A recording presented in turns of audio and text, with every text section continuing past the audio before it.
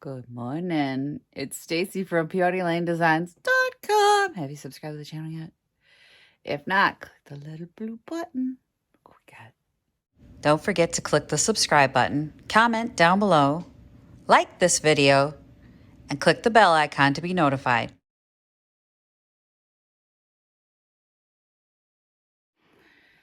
After 3 days of working in the shop, it's time to work in the shop. I should say working in the store with customers, and now I'm going to work in the shop on this piece. I'm kind of excited about this piece, to be honest with you. So this one was given to me by Janet. Love you, Janet. Janet makes really cool jewelry, but her husband's mother passed away. Her mother-in-law passed away, and this was part of the whole van full of stuff that she donated to me, and it's going to get a makeover. It has these really cool handles, which you can't see in the video. I'm going to lower this a little bit. Come down with me. Hi. All right. Really cool handles. I love these kind of bull ring pulls. They're a little loose. I'm going to fix that. We got to fix that. And I just love the fluting in the front. Probably going to do the natural top because that's what's selling. I know it's sort of like every single one of them, you're doing a natural top. Yeah, because that's what's selling. And when you got a good thing going, you just keep it going. Just keep that going, right? Because if it's making you money, you just make money. So probably magic gray. Thought about doing white with these pulls. I thought it would look super pretty. But then I thought, nah, probably gray. Probably going to be the gray. This is actually a really lovely piece. It's just very 1980s. The faux wormwood speckle on it. The faux distressed. Let me just show you. So in the 1980s, this was distressed. This is how they made things look, quote unquote, old. So this would have mimicked, these little streaks were supposed to mimic when something gets dinged and then the wood gets dark, and then the little spots were wormholes, supposed to mimic wormholes. I don't think it fooled anybody, but the whole thing is covered with it. It's very 1980s. Very 80s, but look at these. I mean, these are worth the price of admission. Look at that. They're not even hollow. They're solid. They're gorgeous. This was a very expensive piece of furniture. It's clean inside and out. Well, something waiting there. I don't know. But it's a lovely piece. I mean, it's not water damaged. There's no stains on it. She obviously took care of her furniture. These little scratches that you're seeing up here, this is probably from being in my possession. I'm not gonna lie, it's been in my garage. Things were sitting on it. I had to go rescue it. This scratch here was from me dragging it across the floor. This thing is monster heavy, and yeah, monster heavy, like monster. It's got the inlay on the sides. It's just a really nice piece, and it is solid wood, so sanding off this stain on the top is going to actually make it probably very pretty under here. It's probably really gorgeous under here. And I'm here for it. I am here for it. Got these lovely little feet, little kind of pancake feet.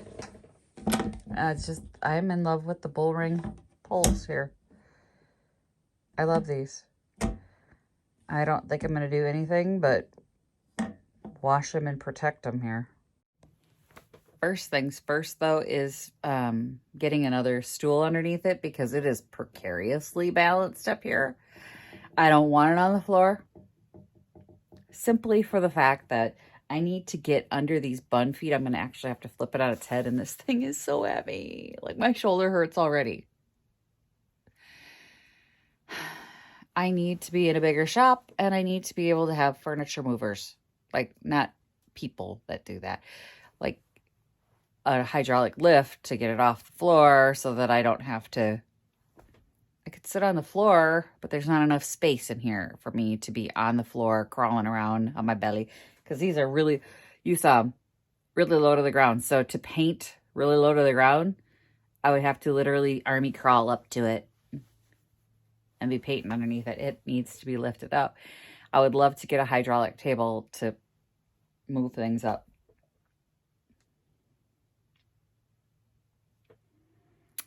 Let's hope that's a future enhancement here in the shop. But I can't sand this top with it being this unstable and unsteady. I think I'm going to wait to sand this one until after I paint it. So for the other ones, I kind of sanded it before. I'm not going to do that this time. Okay, so I got this upside down now and on 2 chairs, so it's more stable. I got to clean it off because there's just a hella of cobwebs all over the underneath of it, which yours would have it too. That's nothing on her housekeeping, so no judgment here. I found this kind of plain Jane knob that I'm going to use on one of the doors because I realized I only need one. Like, if I can get the one door open, I can just use my hand and open the other door. Sometimes it takes me a minute. It takes me a hot second, but I'm going to pull these off to protect them. And then as I look at them from underneath, yeah, they've got some more detail here. Actually, they were put on upside down. When they're hanging like that, let me show you. All right, so the piece is upside down. See the detail? This is what you were seeing on the other side. That's how they were hanging. So either she didn't like the detail, or when they bought the piece, they just put it on upside down by mistake and never realized it. But yeah, I think we're gonna probably put those on right side up now. Look at that pretty detail. The little fluting in here kind of matches the fluting here. Sometimes you give these happy little moments of, look at that. This is one of them. I gotta find my screwdriver. It's on the board. Yeah, so they were put on like this. And here's the actual front.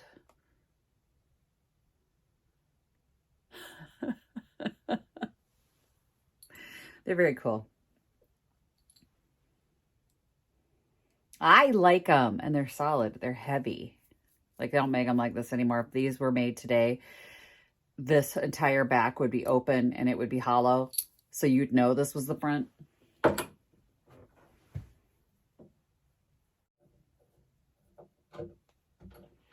If your hardware is spinning, please tighten it. It takes a second. Just takes a second. You know, if it's like moving around, why are you letting it damage your furniture when it just takes a second? Your cabinet door squeak, WD-40. It takes like 2 seconds to walk over, get it out from under the sink, then walk back. Squirt, squirt. No more squeak. Did I just call people out? Yes. Like, I go to people's houses and they're like, "Ear." Pocket WD out. I don't have a pocket WD. I really want one though. Oh, this is so dirty. Okay, I'm gonna have to clean this. Is she going to be pretty? Let's get these over here so they're not anywhere near the line of fire for paint. I don't think I'm gonna prime it. I'm just gonna scuff it and make sure that that paint has something to bind into. I'm going to clean it, scuff it, and then we're going to paint. I don't think it needs a primer. But I do feel like I want to sand this just to smooth that off. Where's the sandpaper? Hang on. So I feathered this one out. Now there won't be a distinctive like dip when this gets put back together. It'll just look nice. So we're gonna sand around this too. Do the same thing.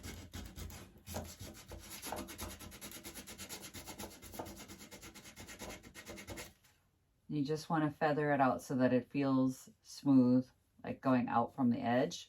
This is 80 grit. I'm going to get a 220 to smooth this out even further because this is a bit rough, but I wanted to just take that down really quick. Yeah, I'm impatient today because it's Sunday and I only have today to really kind of make an effort here. I'm not going to be watching Super Bowl because I don't give a crap. I'll be there for Rihanna's halftime show and then that's it. I do like Rihanna, so I will pop in for that, and then everybody can just tell me about the commercials that I will see endlessly for the next 10 days anyway. All right. That's all feathered in. Let me grab a 220 and get that smoothed out, and then I'm going to get a scuff pad and go to town on the whole thing. Scuff pad. Oh, look at that. I got a little chip here. I want to get that smoothed out with sandpaper, the 220 here.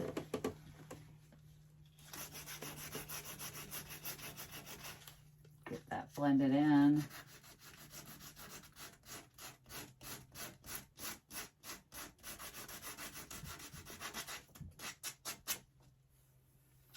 Because when I paint this, I don't want to see those.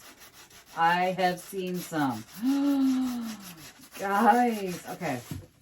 If you take nothing else from me, it's the fact that you should be smoothing in chips like this. Like, either fill it and sand it or sand it out, because this wasn't deep. Like, it was just a finishing chip. So now it's pretty much gone. I can't feel it with my finger when I run it across the fluting here. I have seen so many pieces of furniture, and they're at the thrift store now, where people have just gone at it with a coat of paint because I'm a furniture artist. And you can see the dips in it. And I'm like,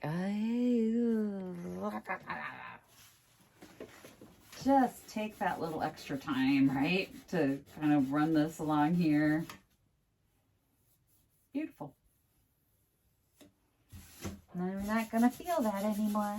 The scuff pad's even finer than my 220, so I'm just rubbing it along here. Make sure I've kind of got off all the burrs that the 80 grit may have left behind. I'm going to do that to the whole piece. You don't need to watch that because boring. Plus, I need to put my audiobook in. This is vinegar, water, and a Dollar Tree spray bottle. I usually just put like that much vinegar and then I can fill it up. Like a quarter vinegar and the rest water. Now we're going to clean this bad boy. We're going to get all those cobwebs off. By the way, the cobwebs are really sticky. Oh my gosh, they're so sticky. Like I'm trying to sand and I stuck my hand on top and it came off with like all of them. Now they're all over my pants because I went, ah! Now they're all over my pants. Vinegar and water. We're going to clean the dust off. And this should help clean off any dirt. Dirt. Dirt. Get into the details. You're going to want to get way down in there because all this fluting is where your dust is going to sit. So most people, when they dust, they're going to be like, then nobody's in there going, scrub out the fluting detail. That's where all that dirt is. It's gross. So I'm going to clean the whole thing. And then I'm going to at least get one coat of paint on this thing today. I'm probably going to get both coats of paint on it. I don't think it's going to take more than two. It's official. It is the last, hopefully, of this thing of gray. I've got the new gray down there. This is Magic Gray. If you haven't seen the blog post yet, I have the formulation for Magic Gray and the explanation of why it didn't actually have a name. And I got to name it now. It's Magic Gray forever. Magic Gray is now a custom color mix that you can mix yourself. Coat number 1 down. I'm gonna go have some lunch, let this dry. And I'm wondering if this doesn't get a glaze because of all the detail work. I think a glaze might be pretty on this one, but well, we'll see. All right, I'm gonna go back after this with coat 2. I'm thinning the paint down a little bit just because last time it got a little thick. And I don't want it to be thick.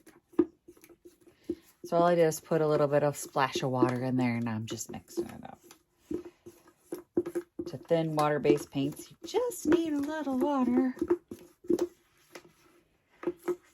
You get to the bottom of the paint can, it starts to thicken up just a little bit, but a little water does the trick. Then if you're doing your second coat, you don't want it to dry too fast.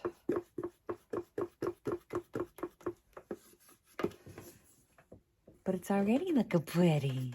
It's that gray. It's so pretty. All right, we're going to do coat 2. Coat 2. I'll flip it over if I have to do a third coat just to make sure, because like I'm getting top down or bottom up. Sometimes when you flip it over, you see pieces that you missed going the other direction. So the next one will be flipped over and then allowed to dry, possibly glazed, and then we'll deal with the top. And I might get it done today, and I'm very excited. It's been a beautiful day. See, this is what I mean about the unexpected little spots when you flip it upside down. So like this little pieces that I missed because it was flipped over before. Now she's on her feet. So this will get sanded down. It's gonna look good, I think. Do you all remember me telling you there's a devil of DIY? He found me today. This is why the hinge was loose. And I went to unscrew it, and then I was gonna put this, I was gonna put a stick in there to fix it so I'd have something to screw onto, and this just popped open. And I went, oh, that's why. So now what? Well, I guess this is coming in handy more than I thought it was going to. I don't really want to crack this out right now because it stinks so bad, but it's the only way to fix this. I think what I'll do is sand the top, finish painting, and then do this. I was going to glue a little stick in there, and I was just going to just fix it real quick, and then we're going to be on the devil of DIY was out there going, you think you're going to do what? Yeah, you noticed that was loose. Just wait.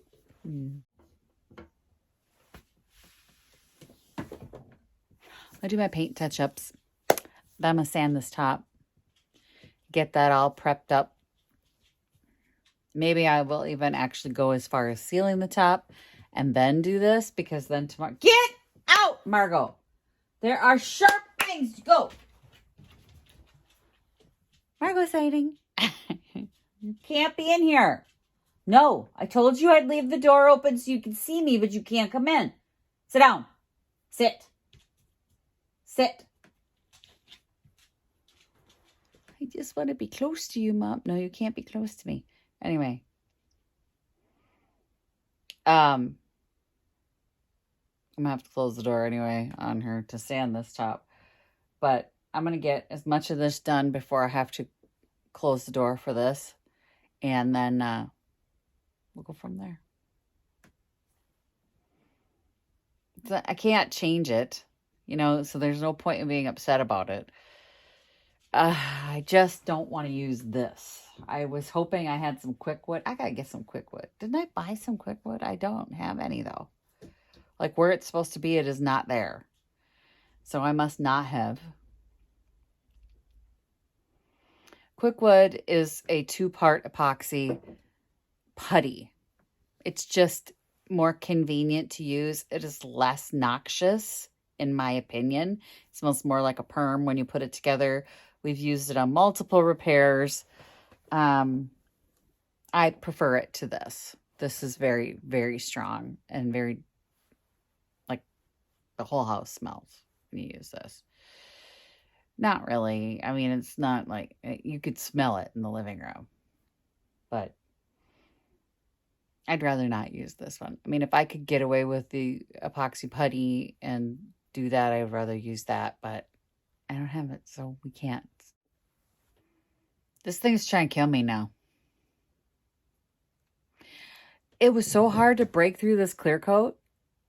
Oh, my arm hurts so much just trying to sand all that clear coat off. Now I've trimmed off the edge. Got a little gray on the top, so now I gotta let the whole thing dry. Sand all that off. And then fill this. No, I'm gonna wait the 20 minutes, sand it, and then put the first coat on the top and then fill it. Because then if I go away and come back later, I just have to make sure it stays flat. I'm like, ugh. Okay. There's a lot going on in my brain right now, trying to calculate like how to get this thing back together.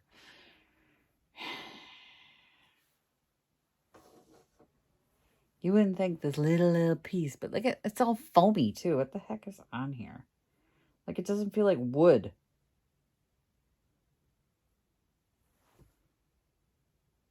feels like foam. But it can't possibly be foam, right? Do you think they used foam? Like a spray foam to fix it? No. No. No. Like a caulk. Like a spray foam caulk. That's exactly what that is. That's exactly what that is.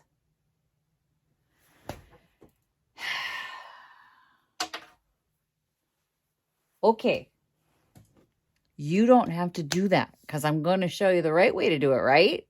So we're going to use the epoxy resin, this Wood Restore Repair Putty. Repair putty. That's what this is for. It's sandable, buildable, drillable, not spray foam.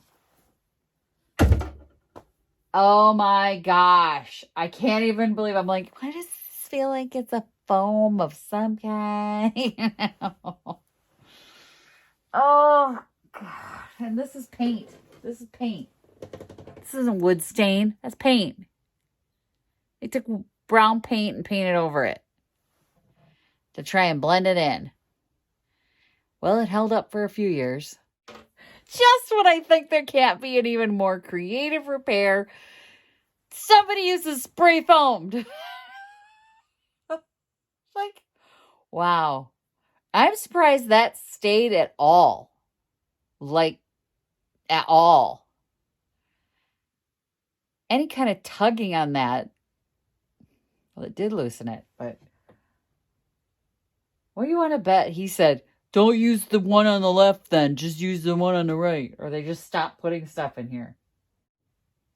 That's a crazy repair. That is a crazy repair.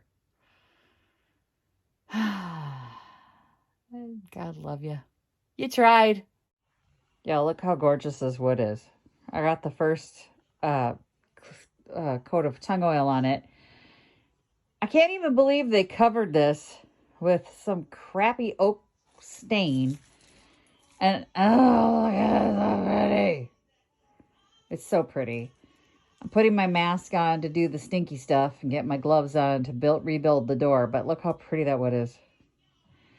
This was all, I mean, uniform color before I stripped it all off. And it's just like, why would you hide that? Oh, so pretty. All right, I'm going to let the stinky stuff do its job. I've got a clear coat or the tung oil on the top, and I filled in down here, and I did my best to sculpt it and fill in the holes and then try and get as much up in there as I possibly can. Then we'll sand it down, and if we have to build up a little bit afterwards, hopefully not much, then we'll do that. But right now it needs to dry and be stinky. So we're going to be done for the day. So come back, we'll finish this up tomorrow, hopefully, maybe another day. All right. Love you guys. Happy junking. Bye. Visit my blog, peonylanedesigns.com, for more tips, tricks, and inspiration. Thanks for watching, everyone. If you like this video, please give it a big thumbs up. Don't forget to subscribe and click the bell icon so you'll be notified of new videos. I post every week DIY tutorials and, of course, more junkin' videos.